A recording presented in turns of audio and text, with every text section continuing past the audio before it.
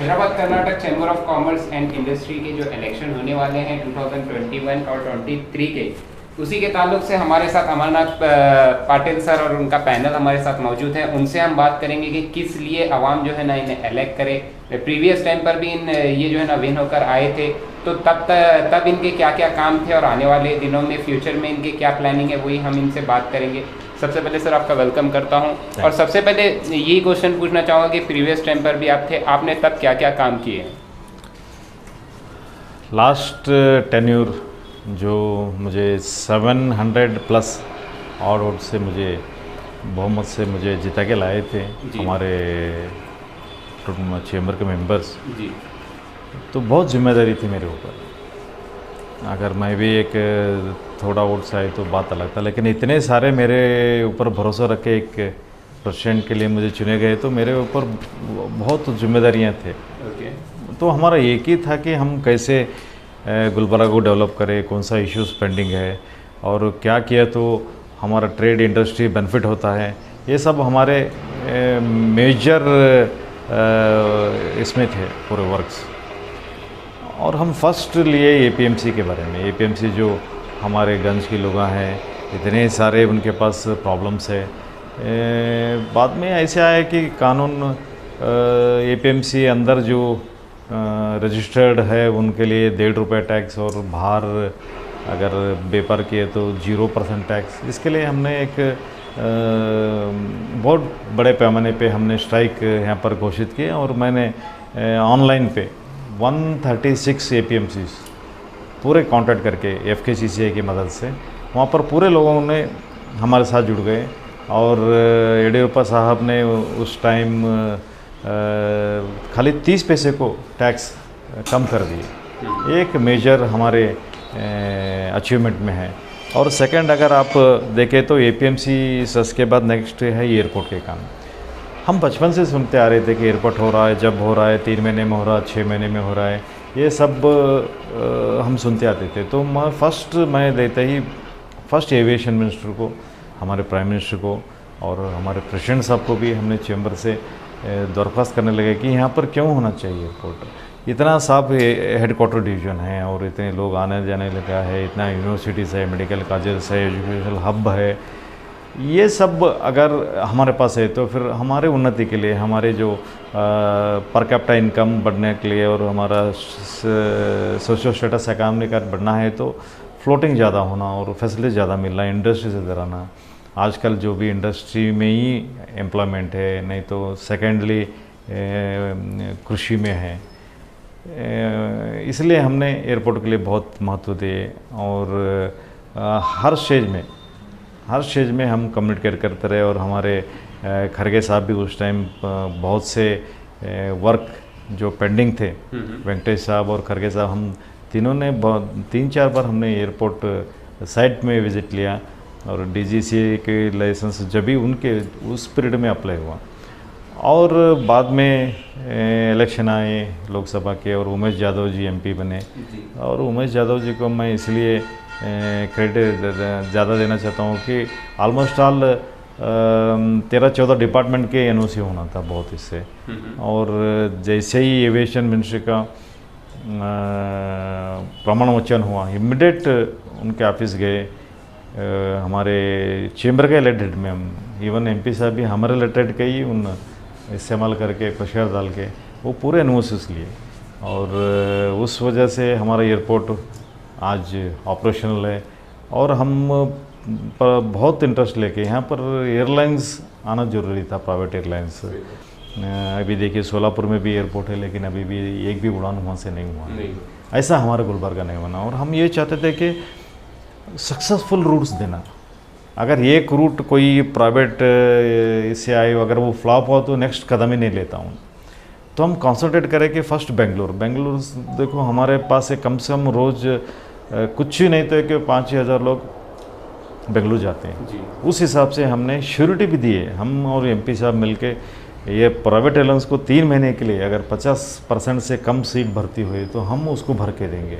ऐसे एक आश्वासन जिन एमपी साहब से और हमारे तरफ से प्राइवेट एयरलाइंस को हम दे के बात किए तो फर्स्ट स्टार एयरलाइंस हमको भरोसा करके हमारे पास आए वो लोग आके एयरपोर्ट भी स्टार्ट हुआ और उनका उड़ान भी आज बहुत अच्छे तरीके से कैपेसिटी फुल हो रहा है। और इसको देख के अब अलियंस आ गया स्टार, इसके बाद अलियंस जो है अपने एयर इंडिया के ही एक सिस्टम कंसर्न है और सक्सेस होने के बाद उन लोगों का आँख खुल गया, अरे यहाँ पर बिजनेस है।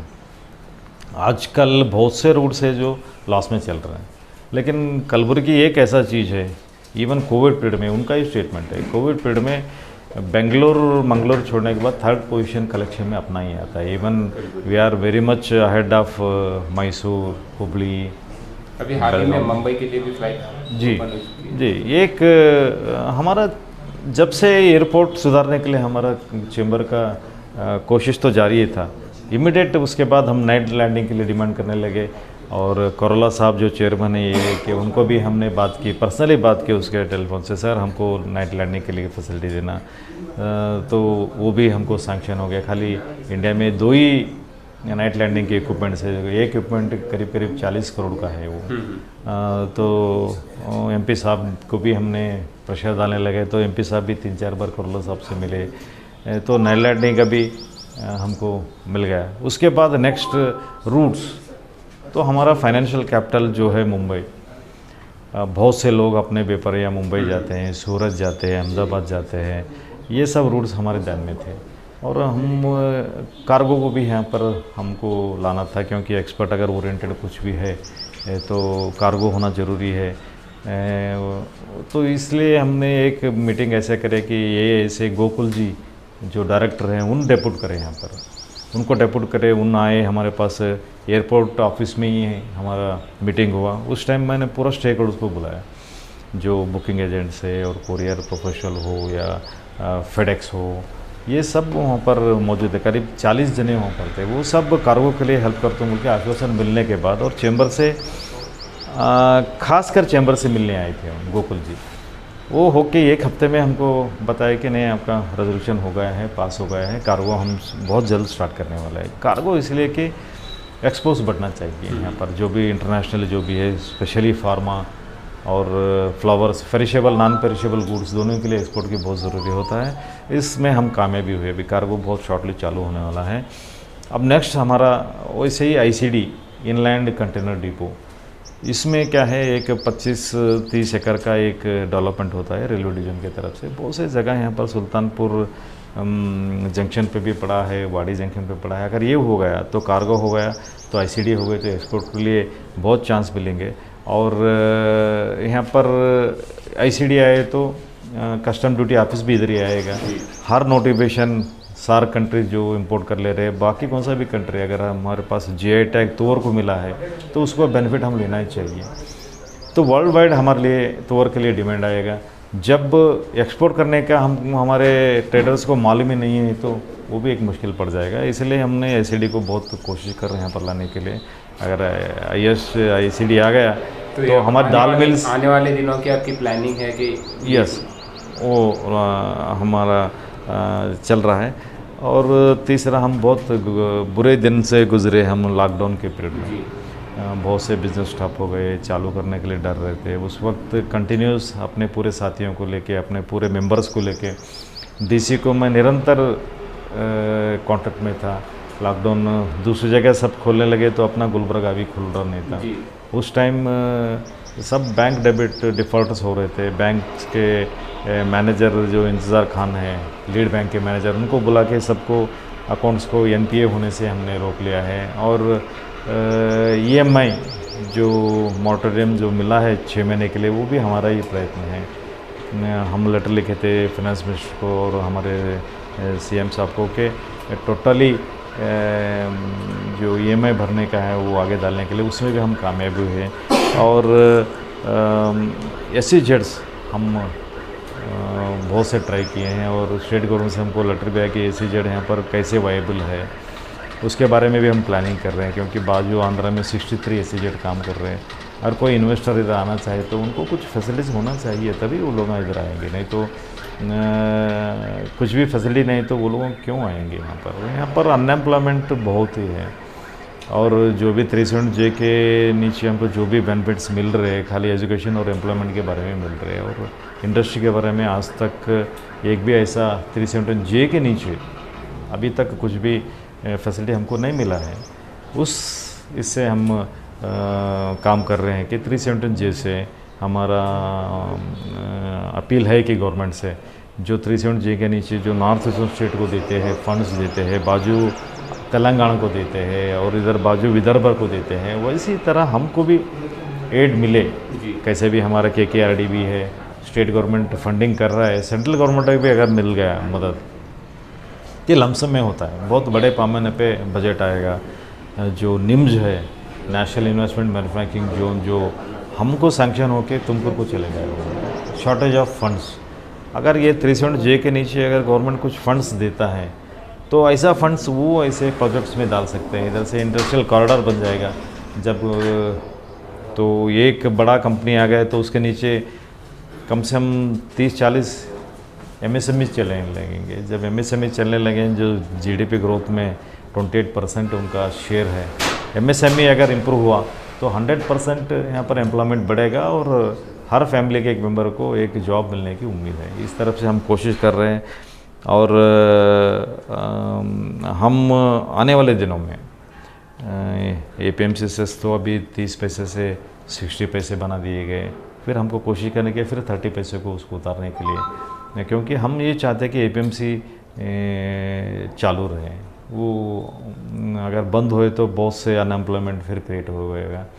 पहले ही अनएम्प्लॉयमेंट से जूझते रहे हम, अगर एम्प्लॉयड रहे सब लोग फिर अनएम्प्लॉयड होने लगे तो वो लोग इस एज में दूसरा बिजनेस करने के इसमें ही नहीं है। ये सब नेचुरल जस्टिस है।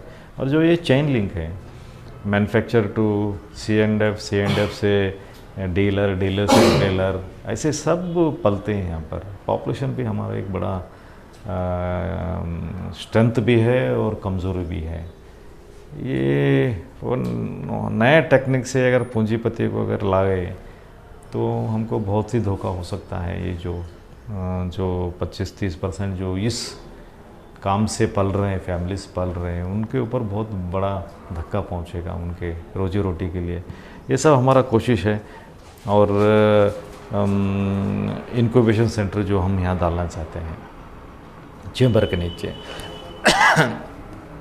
इनक्यूबेशन सेंटर एक ऐसा है जो वर्ल्ड के जो भी इन्वेस्टर है यहाँ के, अगर कोई जेन्युइन आइडिया है बिजनेस का, उसके लिए वो लोग फंडिंग करेंगे। उनको मिलाने का एक काम है इनक्यूबेशन सेंटर में। और यहाँ पर रिसोर्सेस रहेंगे, रिसोर्स पर्सन्स रहेंगे, मार्केटिंग हो या प्रोडक्ट तैयार करने का, ये सब हमको बहुत बड़े तरीक़े से बिजनेस कम्युनिटी को हेल्प होने वाला है। ये सोच के हम इनक्यूबेशन सेंटर भी हम कुछ प्रोग्रेस भी है। इवन USA के मिनर्वा यूनिवर्सिटी के डेलीगेट्स भी यहाँ पर 3 दिन हमारे पास स्टडी करके गए सो है। हाँ, ये सब हमारे चैम्बर की है कोशिशें कि हमारे रीजनल इम्बैलेंस उसको निकालने के लिए, कम करने के लिए। वैसे तो हमारे MLA MPs काम कर रहे हैं, उनके साथ ही साथ हम भी उनको मदद किए तो बहुत से प्रोजेक्ट्स उनके सहारे गवर्नमेंट तक ले जाने के लिए बहुत इजी होता है।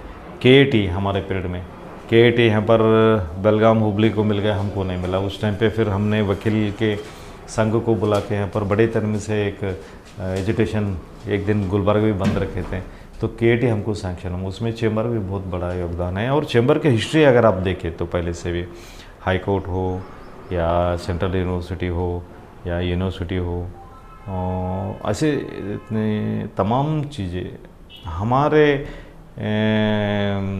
एजुटेशन, हमारे डिमांड्स के, चेंबर का ही डिमांड्स की से भी इवन 371 भी हमको मिलने के लिए चेंबर का बहुत योगदान है। ये सब हम मद्देनज़र रखते हुए चेंबर को एक्टिव रखने के लिए हम पूरी कोशिश कर रहे हैं और उसमें कामयाब भी हुए हैं हम।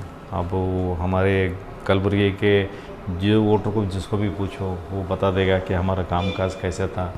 हम एक्टिव से हमारा पूरा टाइम दिए। सर, वोटर्स से आप क्या अपील करना चाहेंगे? बस अपील देखिए, बहुत क्रूशियल टाइम है ये। इस टाइम ऑनलाइन मार्केटिंग हो या पूंजीपतियाँ जो बड़े पैमाने पे कैपिटलिस्ट आ रहे हैं हमारे रिटेल सेक्टर में, इससे बहुत बड़ा धक्का पहुंच सकता है हमारे रिटेलर्स को।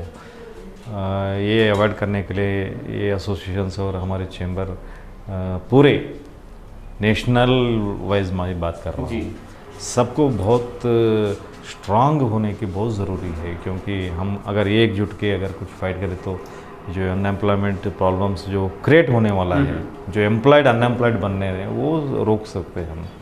ये सब और डेवलपमेंट के लिए जो यहाँ पे मांग क्या है, कुछ लोगों का ऐसा है कि वो बहुत से प्रॉब्लम्स मंच पे उठा नहीं सकते हैं, उनका मजबूरियाँ है कुछ, अपने पार्टी के हाई कमांड हो या अपने जो भी हो, वो लोग जो नहीं उठा सकते वो मैटर्स हम बहुत इससे उठा सकते, क्योंकि हम किसी के ऑब्लिगेशन पे नहीं है और हमारा तो नॉन पॉलिटिकल ऑर्गेनाइजेशन है।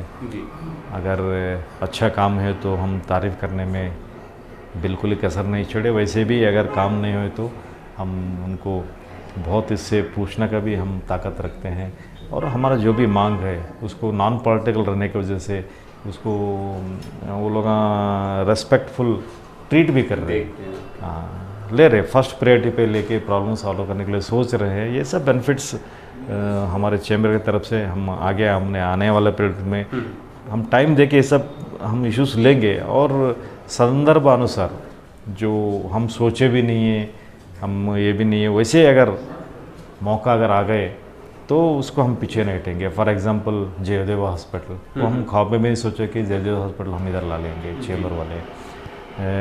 हमारा एक प्रयत्न था कि एक बार मैंने जयदेव हॉस्पिटल हम गए थे तो बहुत ही रश था, वो देख के हम कांटेक्ट करने लगे। इसमें हमारे लोकल ऑफिसर्स हुडगेकर सर और बीजापुरी सर हमको बहुत हेल्प करे उस टाइम। एम्स की बात करें अगर सर, एम्स देखिए यहाँ पर होना बहुत ज़रूरी है। क्यों बोले तो ऑलरेडी इंफ्रास्ट्रक्चर है, 1400 करोड़ में बना हुआ एक इंफ्रास्ट्रक्चर है, उसमें खाली 12% इस्तेमाल हो रहा है, बाकी 88% तो वैसे ही खाली है। हमारा मांग ये है कि अभी ये कोरोना की वजह से गवर्नमेंट के पास फंड्स ही नहीं है, ऐसे टाइम पे सेंट्रल गवर्नमेंट अनाउंस किया है कि हर स्टेट को हम एम्स देंगे एक, और उसके नाम से इतने बड़े पैमाने पे इन्वेस्ट करने का ताकत अभी स्टेट गवर्नमेंट नहीं रखता है। हुबली को ले गए, ज़रूर ले गए हुबली को, अभी हुबली में लैंड भी नहीं है। अब लैंड एक्विजिशन करना 200 एकड़, उसके बाद इंफ्रास्ट्रक्चर रेडी करना, इसके लिए 4-5 साल तो लग ही जाएगा फंड के।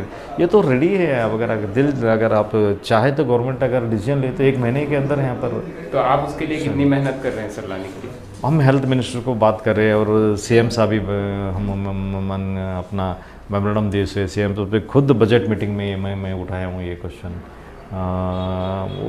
और हेल्थ मिनिस्टर के साथ, सेंट्रल हेल्थ मिनिस्टर के साथ बल्लारी में जो उनका सीएम साहब का जो मुलाकात है उसमें स्टेज पे अनाउंस किया है हम गुलबर्गा को एम्स ला लेंगे। ये सब चैम्बर का प्रयत्न है, और 100% हम सीएम साहब से और एक बार दरख्वास्त करते हैं कि एम्स किसी दूसरी जगह जाना नहीं चाहिए, यहाँ पर ज़रूरत है। यहाँ पर पोल्यूशन मेकिंग इंडस्ट्री, आप देखो पूरा कर्नाटक में अगर पोल्यूशन ज़्यादा, प्रदूषण फैलाने वाला कोई इंडस्ट्रीज़ है तो सिर्फ कर्नाटक, कल्याण कर्नाटक रीजन में ही है। सीमेंट इंडस्ट्री हो या पावर कॉरपोरेशन, पावर ये हो, ये सब हमारे जनजीवन के हेल्थ पे बहुत ही बुरा असर करने वाले इंडस्ट्रीज़ है। उसको कंपनसेट करने के लिए जब हेल्थ ख़राब हो रहा है इंडस्ट्री की तरफ से तो उसको सुधारने के लिए एम्स का बहुत ज़रूरी है। हम पहले प्रायोरिटी पे एम्स को हम यहाँ पर लाने के लिए कोशिश करेंगे। सही मायने में बोले तो हम इसमें कामयाब होके रहेंगे, ये मेरा दृढ़ विश्वास है। मैं तमाम वोटरों से मैं अपील करता हूँ कि जो 21 तारीख इलेक्शंस, चैम्बर के इलेक्शंस हैं, डेवलपमेंट सोचें ना। हम पॉलिटिकली कुछ बनना चाहते हैं ना कुछ हाई पोस्ट में जाना चाहते हैं। हमको सिर्फ कलबुर्गी के डेवलपमेंट के लिए वर्क करने का है। चैम्बर का जो भी रिस्पॉन्सिबिलिटी है उसको निभाएंगे, और हम खाली वादा नहीं कर रहे, इतना सब चीज़ें हम कर को बताए हैं, आप लोगों को आपके सामने रखे हैं। हम हमारे जो अचीवमेंट्स है आपके सामने रखे हैं, उसको देखते हुए मुझे और मोरा पैनल को, क्यों बोले तो अगर मैं अकेला चुन के आया, मेरे हाथ में कोई मेरा मेंबर से मेरे साथ नहीं, तो वो मुझे बहुत मुश्किल पड़ जाएगा कि मैं उनको काम को मैं जस्टिफाई कर सकूं। जी। इसलिए मेरा दरख्वास्त है कि मेरे पैनल के पूरे मेंबर्स को बहुमत से लेके आए, पूरे ग्रेजुएट्स हैं और पूरे टाइम देने वाले हैं। अगर चुन के भी आए, अगर टाइम ही नहीं दिए तो वो भी वेस्ट हो जाएगा। ये नज़र रखते हुए मेरे पैनल के पूरे मेंबर्स को बहुमत से चुन के लाए, ये मेरा दरख्वास्त है पूरे आवाम से। वोटिंग 21 तारीख 8 बजे से शाम 5 बजे तक रोटरी क्लब में है और आईडी कार्ड बहुत ज़रूरी है। वो चेंबर हो या इलेक्शन कमीशन ऑर्डर केस हो, कौन सा भी आईडी प्रूफ हो, वो लाके अगर 100% वोटिंग करे तो सही आदमी चेंबर में आने के लिए मौका दिया जैसा होता है। वोटिंग आपका कॉन्स्टिट्यूशनल हक है, उसको ना भूलें और हर कोई उस दिन रोटरी क्लब आके अपना वोट करे। और मेरा दरख्वास्त है कि हमारे पैनल को ही वोट करें, ये मेरा पूरे वोटर से मेरा अपील है।